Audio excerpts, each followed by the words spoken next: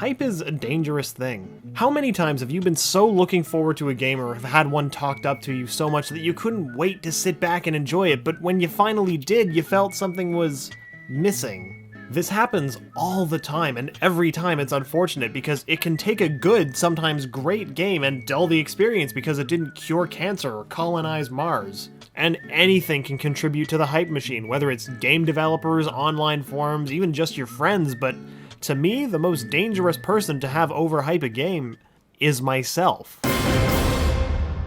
So I thought I'd piggyback onto a recent news story about no overhyped game in particular, and share with you 10 games that succumb to my very own hype machine. And to be clear, these are not games that I think are bad. In fact, some of these games I consider to be great important works for the medium, but I personally just expected too much from them. One more quick disclaimer before we get started, I won't be including games like Duke Nukem Forever or Aliens Colonial Marines or Daikatana, partly because they're pretty obvious at this point, but mostly because I never played any of them. So consider this 10 games I overhyped myself for, but were not necessarily bad and have many qualities that still make them very good. Great, okay, start.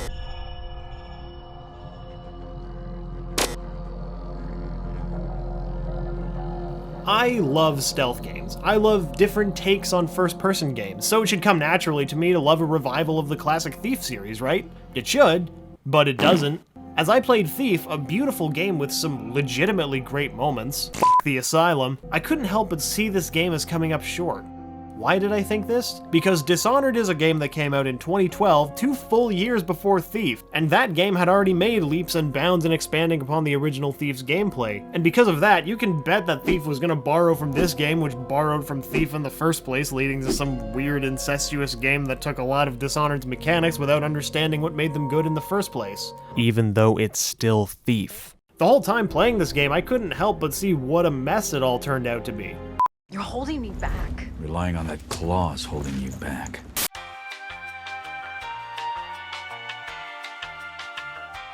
Let's just get the job done. Yes. I think we'll do it without this. I've even known people who have had trouble telling the two games apart. Like, even the little things are the same. It's kind of fascinating. What do you got in Thief? You got abilities like blinking, swooping. You've got people like Granny Rags, the Queen of Beggars, and you've got the Plague, the Great Plague.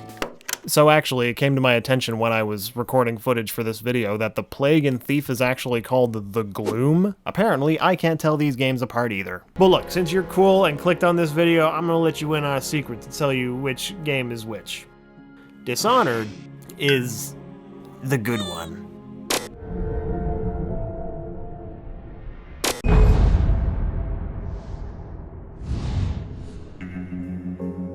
It took me a while to finally get around to Alan Wake, but I was excited going in. A new third-person horror game with unique light and dark mechanics? That's awesome! But I don't know, was anyone else totally bored by the story? The Twin Peaks-like setting was pretty neat, but aside from that, there were just too many things getting in the way of me enjoying the adventures of Tweed Patches Hoodie McGee. This outfit would look silly on literally anyone else, Alan. The overdramatic narration, the samey gameplay that just got too old too quick, nearly every area in the gameplay seems so similar to me, which is a damn shame considering the neat setting they spend so much time at the beginning establishing.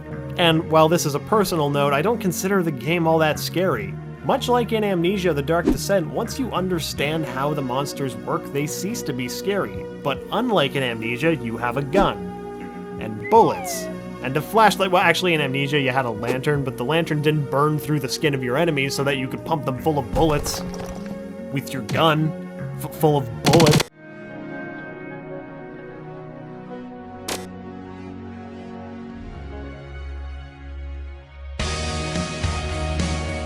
The first of many entries on this list that are games I think are actually quite great. From the beautiful, squeaky clean dystopian cityscapes to the pristine soundtrack to the fast-paced, adrenaline-filled first-person parkour gameplay, Mirror's Edge has a lot going for it. Unfortunately, my complaints are the same as everyone else's. While the building blocks of the game are rock solid, it's bogged down by a lackluster story and gunfights that slow the whole game down. And while it is more fun to run away from a fight, sometimes that can be close to, if not entirely impossible. But this game was a risky experiment at the time, so you can bet these problems are all gonna be fixed in Mirror's Edge too, right? Oh. Oh, they didn't. Oh no!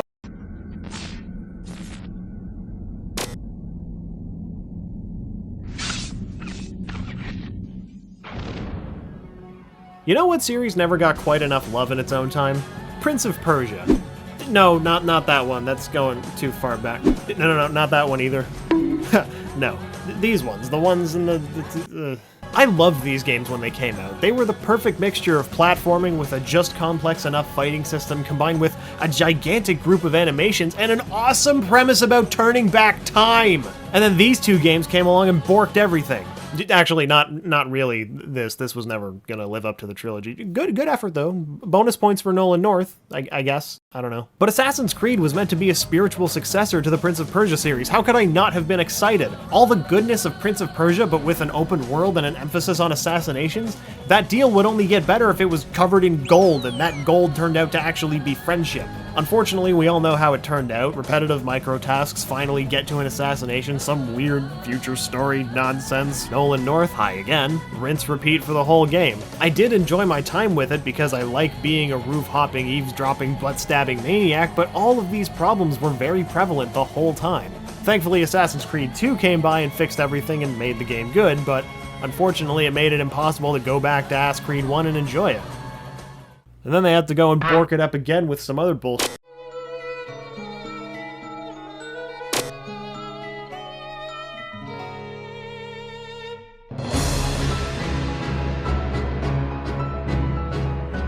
Oh geez, spoilers incoming for this one. Click the thing if you don't want the very end of the game spoiled for you.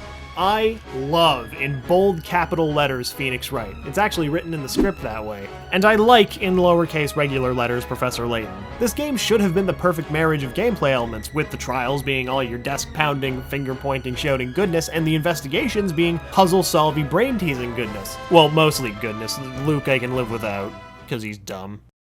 And bad.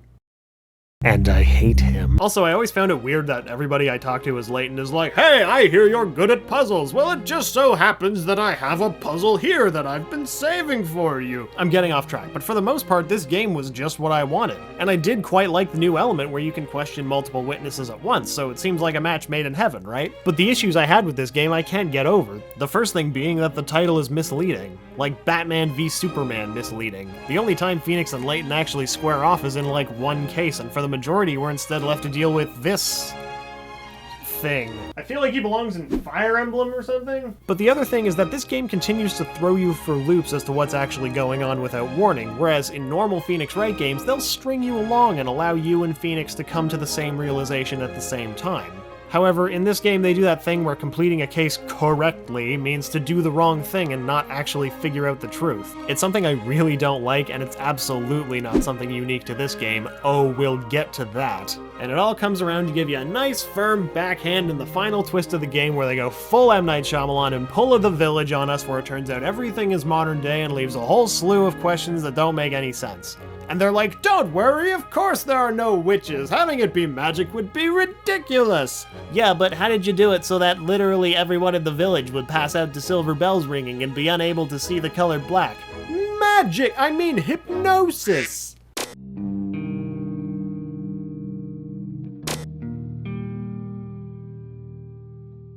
Okay, to start right off the bat, I'm gonna say that this War of Mine is a really, really great resource management game with a good message to it. But the reason it's on this list is because every time I heard someone talk about it, they would talk about how they tortured themselves for hours and hours, either debating on whether or not to do something or generally agonizing over their choices. I love games that force hard choices on the player, and I expected this game to elicit emotions in me not unlike what Spec Ops The Line or Papers, Please or even Life is Strange did.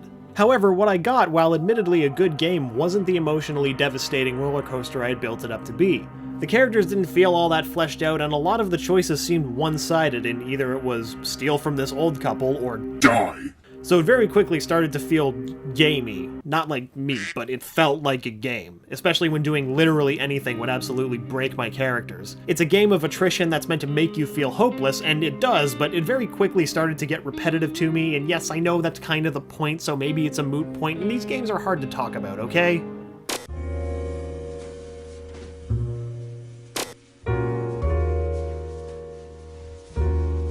Again, spoilers for this one too, click the thing if you don't want to see them. A fine example of how a game can go through production hell, be shipped unfinished, and still be really quite good. The story of Team Bondi in LA Noire is a tragic one filled with poor working conditions, rushed releases, and general unpleasantness, ending with the studio shutting down.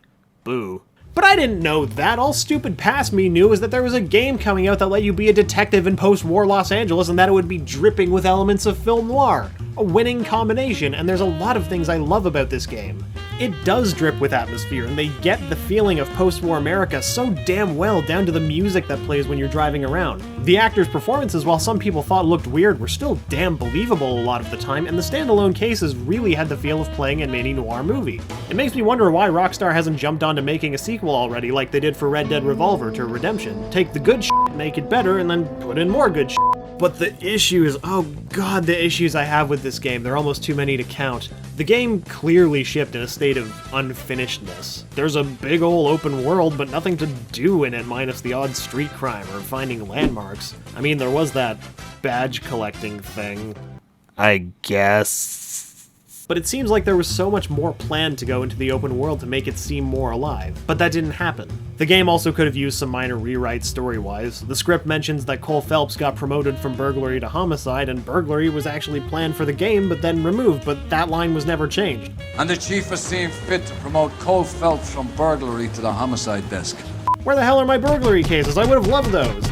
In fact, I would have loved more standalone cases in general. The DLC ones were excellent.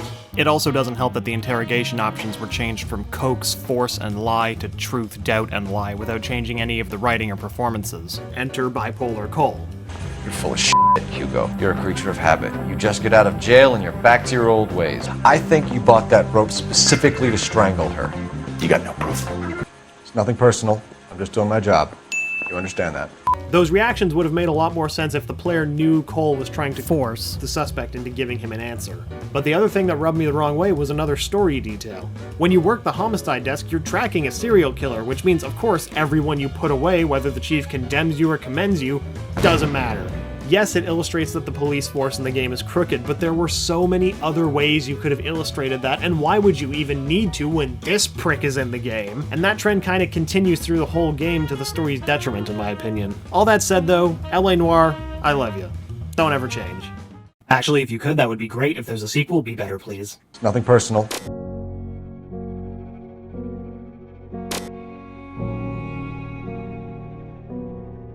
What else even needs to be said? Look, I know I said I'm not trying to be obvious, but I'm making this one big exception because look at this trailer!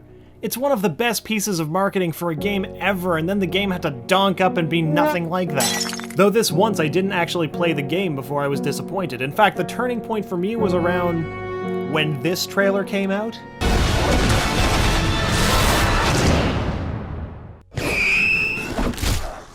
Right in the fucking head. You raised my hopes and dashed them quite expertly, sir. Bravo! I have since played the game and meh. This is the ultimate cautionary tale when it comes to marketing. That first trailer made it out to be the most emotional game ever that was guaranteed to turn us all into whimpering, blubbering, crying mounds. Instead, it turned into a mediocre first-person survival shooter, zombie, beat-em-up, crafting load of wank. I am not British enough to pull that off. I am so sorry. Thankfully, we did end up getting that game I described before when The Walking Dead came out. And now I've made myself sad. But a good sad, not a bad sad, like Dead Island left me with.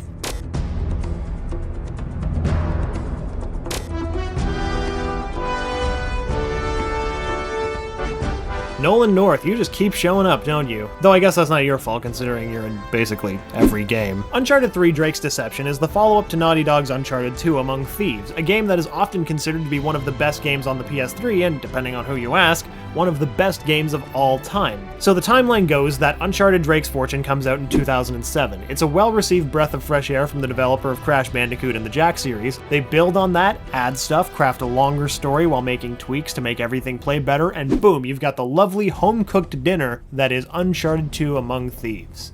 And then they give you like a sleeve of Oreos or something, and it's still pretty good for a while, but it just can't live up to what you had. That is Uncharted 3 Drake's Reception.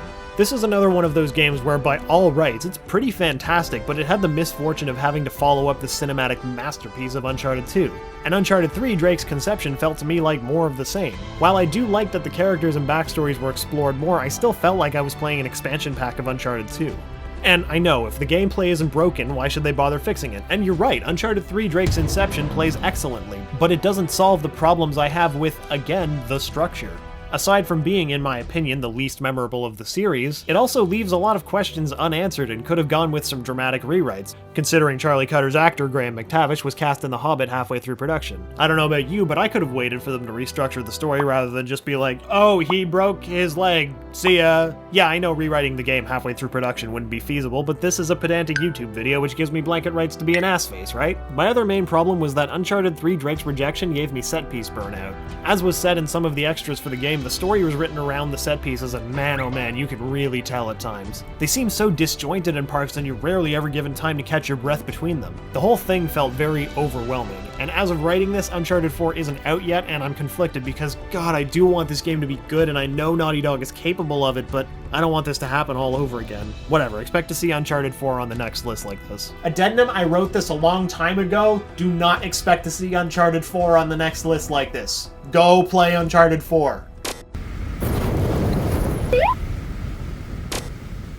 This is how it happened. This is how the Batman died.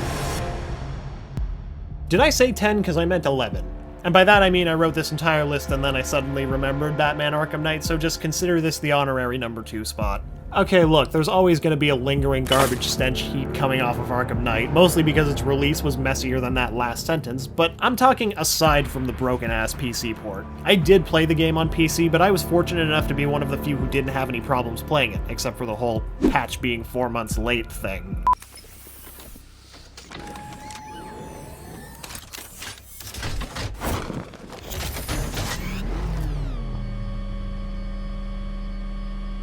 You cowardly bastard. You caught me off guard. So it's not on the list for those reasons, even though it probably should be anyway. It is on the list, however, because I feel like it tried to do too much while achieving not enough. I had a hell of a good time with Arkham City, and Arkham Origins, while not quite on the same level as Asylum or City, was still a good time and felt like a big expansion pack to City, which, considering Rocksteady didn't develop it, it was all I expected it to be, so it still got a pass for me. My big problems with Arkham Knight were twofold. Firstly, in the gameplay camp, it tried to build on top of Arkham City by adding more and more gadgets, and most notably the Batmobile. The problem here is that there was too much shit to do. Maybe I'm just old, but it felt like there were too many things that only served one or two purposes, cluttering things up. And the Batmobile. Okay, I'm not a huge fan of when I'm told what to like, and the entire time this game felt like it was forcing the Batmobile on me with the subtlety of a sledgehammer to the face. And the sledgehammer has the word subtlety written across it.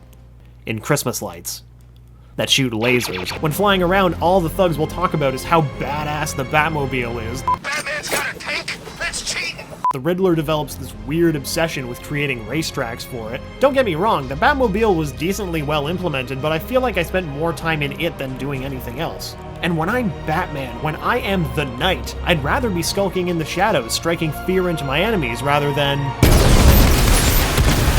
All that to say, the Batmobile would have worked much better for me had it been a supplement rather than, you know, half the game. But the other main problem I had with this story was, spoilers ahead here, I'll wait exactly 1 second.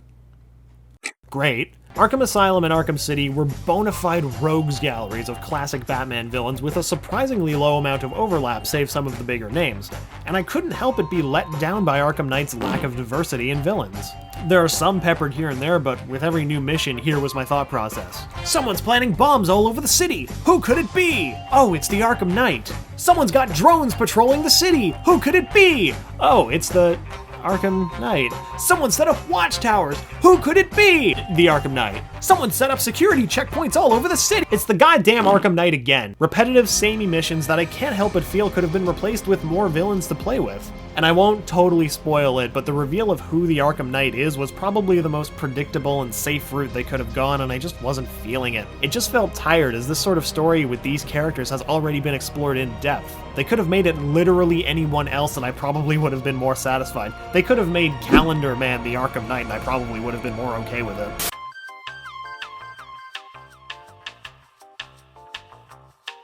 Okay, before I talk about my number 1 entry, I feel like I need a warning and a preemptive apology. I'm sorry. Go get your pitchforks now. You guys ready? Okay, great.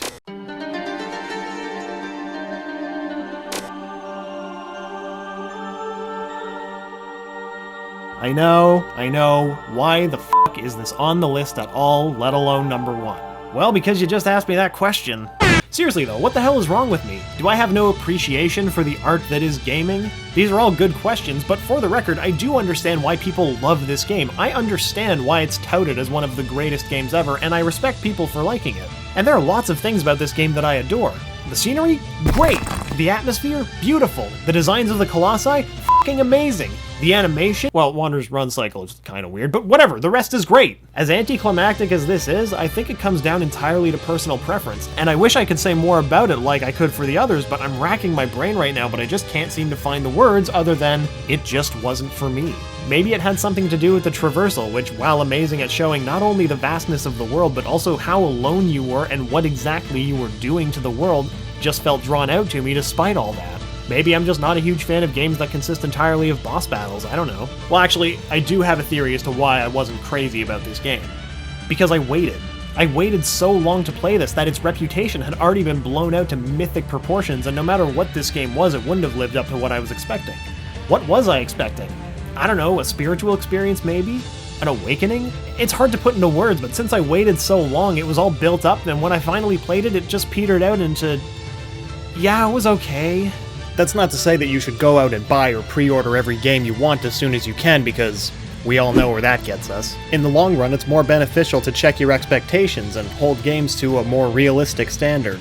I let the hype machine get the better of me, and it dampened my experience with a phenomenal game. In fact, maybe I should give it another chance.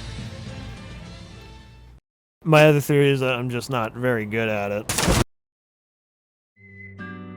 Hey, thanks for watching this thing. That's super neat of you. You should drop a comment in this video telling me if there are any great games that you were underwhelmed by. Alternatively, you could also leave a comment about how my number 1 pick invalidated me and makes me a giant idiot.